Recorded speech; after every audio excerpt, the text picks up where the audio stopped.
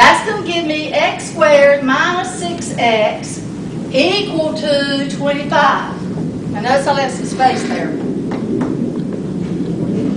Negative 25. And it's negative, thank you.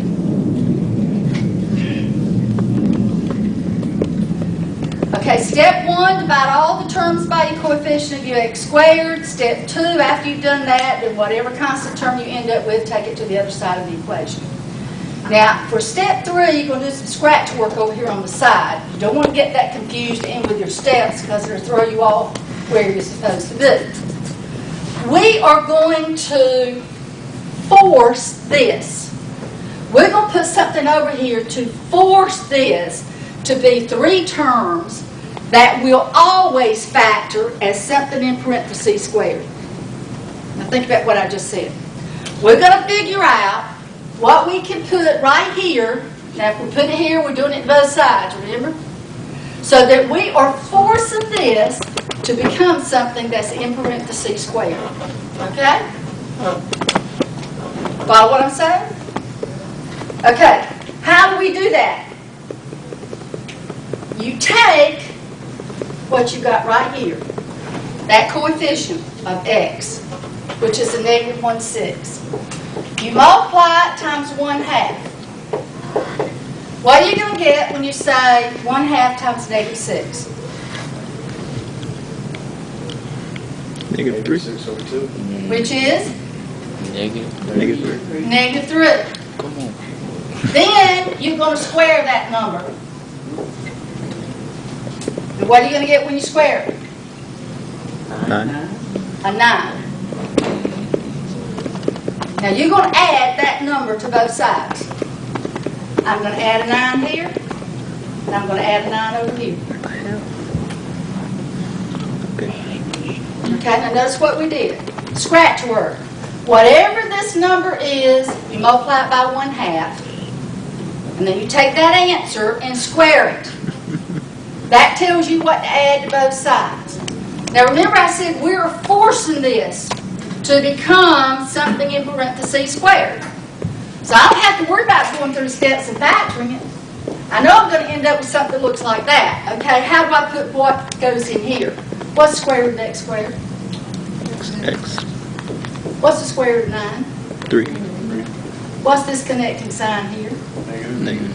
Okay, notice what you put here with that x turned out to be what you had before you squared it. But it's going to have 6. Okay?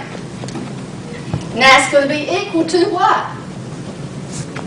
Combine them. Negative 16.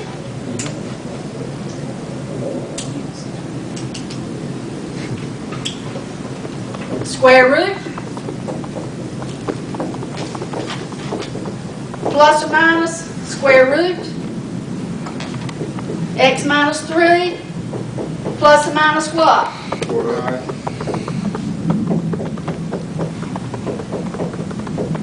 Any questions?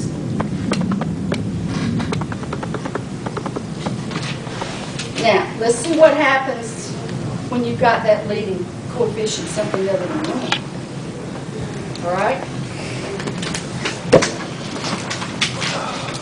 May I ask a question that maybe everybody Yes. else already knows and I'm the only one who doesn't? No, feel free to ask. I'm sure everybody else has got the same You question. got a 1/2 times the negative 6. Did you take that because the x was squared and you were taking half of the x? Or did you get the negative, or where did you get the 1/2 from? That's a very good question. If you had x minus 3 times x minus 3 and you're using the FOIL method, first times first is going to give you x squared. Now notice what happens next. If I say this times this, I'm getting negative 3x. That's your outside and outside. If I say this times this, I'm also getting a negative 3x. So this middle term turns out to be double the 3x, doesn't it?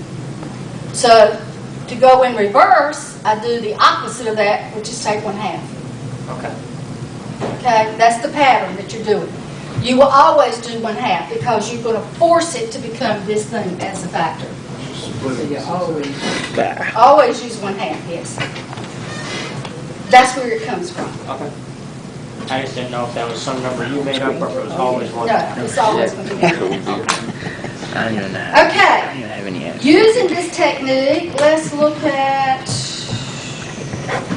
I'm not gonna sit down tonight. Figure this let's shit out. see. I'll give you the way to jailbreak it. You got the way to jailbreak it? I did it myself.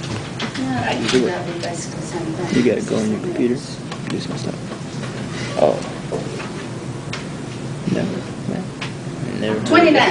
Yeah. Page 93, number 29.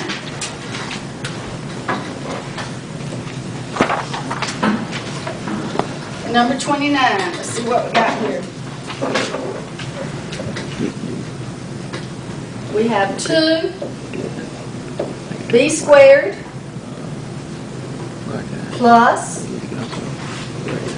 10b Where'd you get the plus brightness 5 from? Where'd you get the brightness from?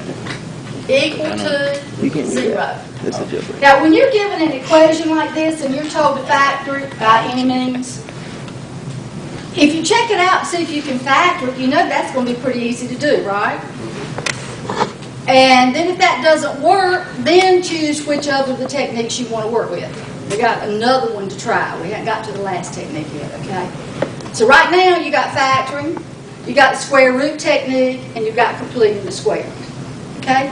You were specifically told to do these by completing the square, I believe. That's what we're going to do this one by now. Yeah, completing the square. So what was step 1? What did you write down for step 1? Divide the leading coefficient. Yeah. Divide every term by the leading coefficient. So if you're following that true to what it says, you would have 2b squared divided by 2. Now I know some of you can do this in your head, but for those that may still be having some difficulty because you learn more visually, that's the reason I put it up here. Every single term.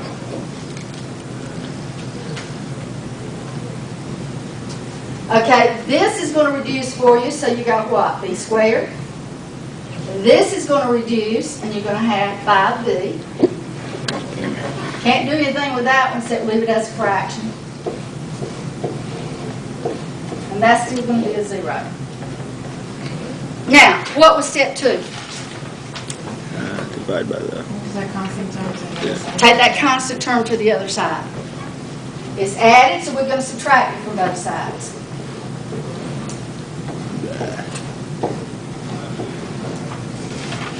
Okay, now we're going to have b squared plus 5b, leave yourself some space, equal to negative 5 halves. Scratch work time. What are you going to do over here with scratch work? We know you got multiply 1/2 times something. Okay? What are you multiplying 1/2 times over here? Times that 5 right there. Yeah. And that's going to give you what? 5 halves. Then what are you going to do with it? What'd you do with the constant in the other one? You square it. 5 halves, what you got when you multiply times 1/2.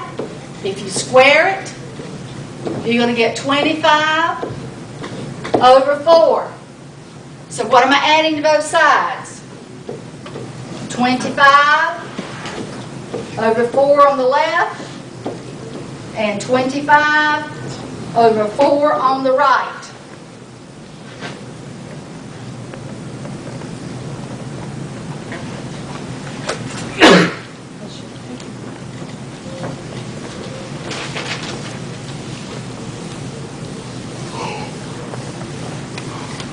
Okay?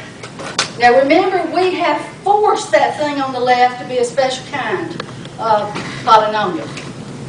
If you have b squared, I'm just recopying right now, 5b plus 25 over 4 equal negative 5 halves plus 25 over 4.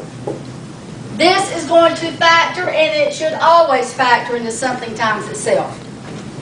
What's it going to be? Square root of that is going to be a b. What did you have before you squared this?